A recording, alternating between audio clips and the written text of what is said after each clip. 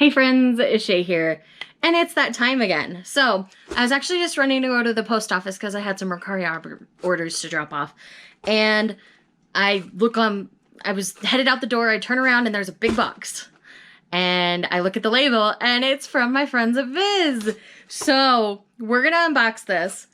I have a couple of ideas of what's gonna be in here, but I'm still so excited. As always, thank you so much to my friends at Viz for hooking me up with such sweet swag boxes so often.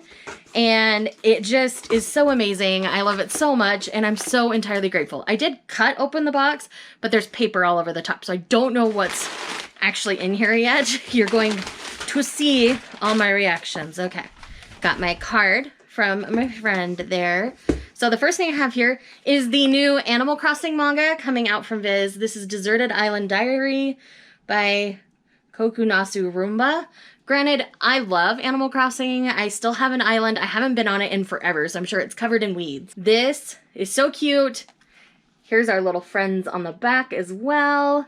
And I love that Raymond's in it. I do have Raymond on my island, and so I'm really excited. I think this is just going to be a really cute Animal Crossing style story. It's very short, but I'm still really excited to read it. I think it's going to be adorable. Oh my gosh, I'm going to cry. This is volume 32 of Yona of the Dawn.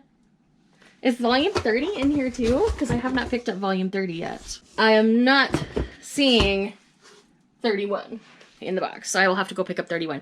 But it's 32. 31 was wild. I got an ARC, like a digital ARC copy of that one, so I've read it. But oh my gosh, like, with what's going on in the series right now, like, hello. If you're not familiar, Yona of the Dawn is about a teenage princess named Yona. On her 16th birthday, she witnesses the murder of her father by the man she's in love with.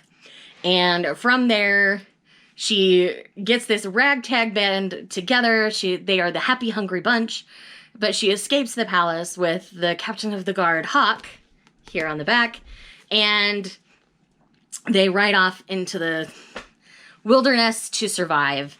And this is very politically charged. This is all about Yona trying to take back her kingdom and do what's best for the people of Coca. And I love it so much. I love it so much. Like, it's so good. I cannot wait to read this. Next we have Fly Me to the Moon Volume 7. I continue to really love and adore this really sweet series. Now in this one, we are following a young man named NASA, like NASA Space.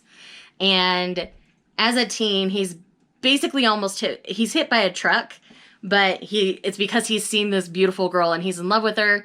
And she says, "I will only go out with you if you marry me." He says yes. She disappears.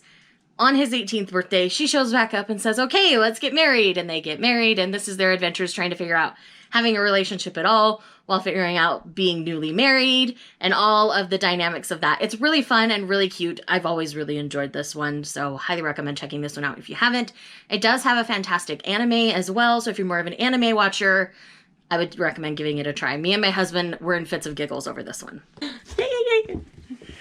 So, this is Mal by Rumiko Takahashi. This is their new series that's currently releasing, and I talk more in depth about this in one of my NetGalley manga reading vlogs.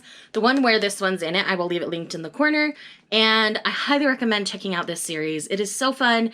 It gives you the feels of Inuyasha, but it's not Inuyasha as far as I know. It might tie into it somewhere, but it's basically this guy, Mao, connects with this girl in present-day Japan, and it is about his adventures, and the time period that he's in feels more like the steampunk industrial era, so it's very interesting, and I'm very excited to see where this goes.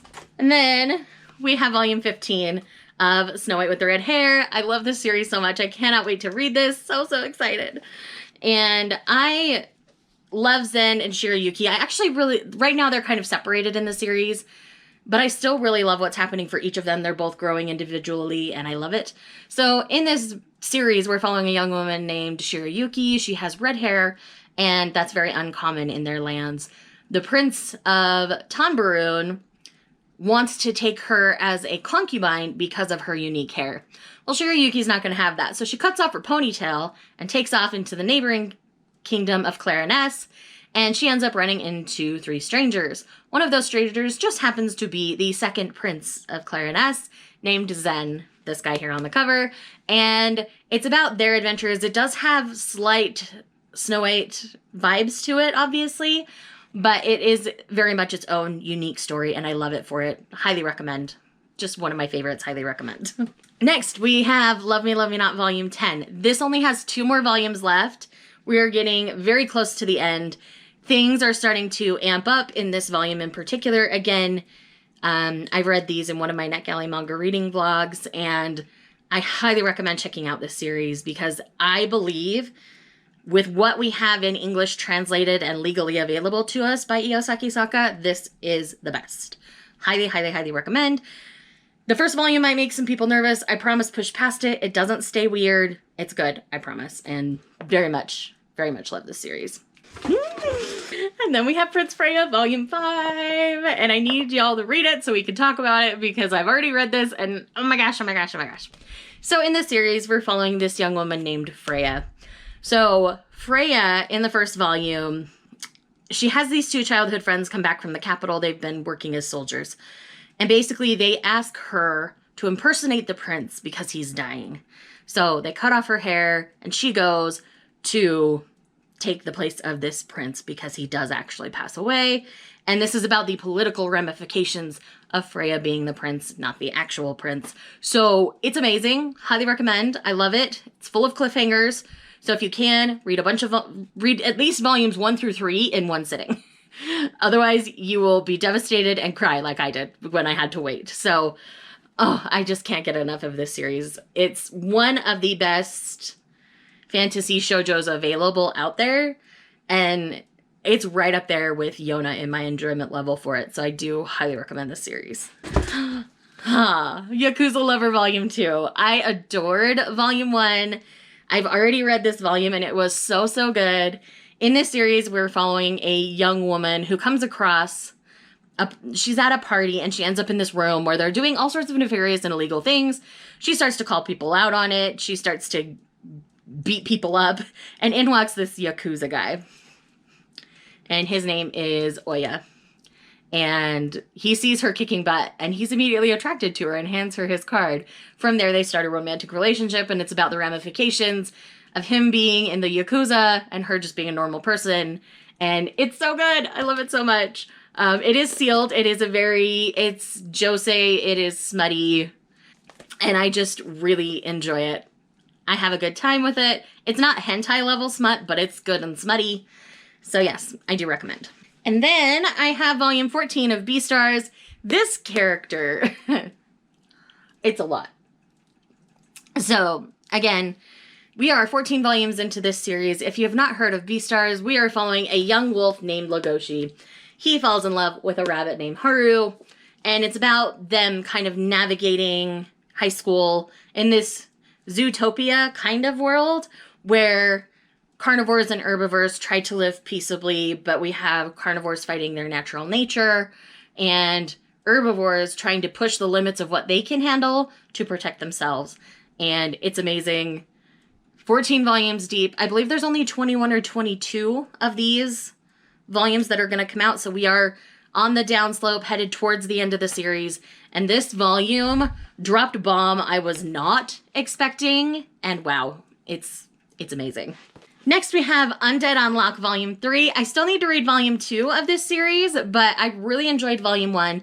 Essentially, it's about this woman that anybody she touches ends up dying, and she comes across a guy who can't die, and it's about their adventures going along, being badasses, and it's just amazing. I really enjoyed it, and I'm really interested to know more about him.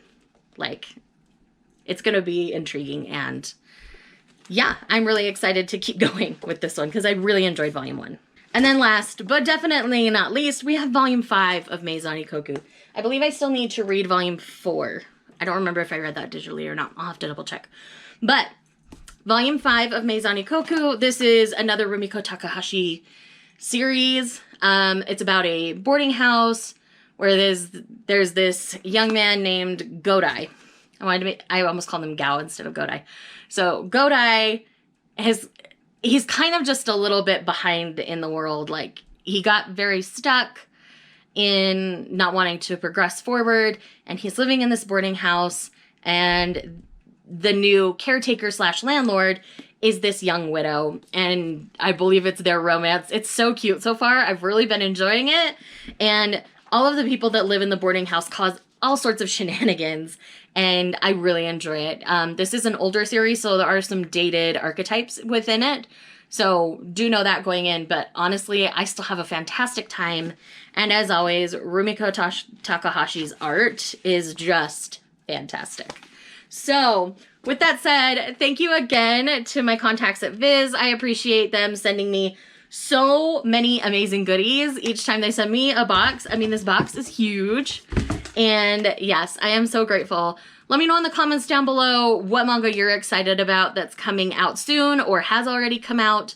And if you're here just because you love me, put a red heart for all the love for Viz. Thanks so much, and I'll see you guys in the next one. Bye.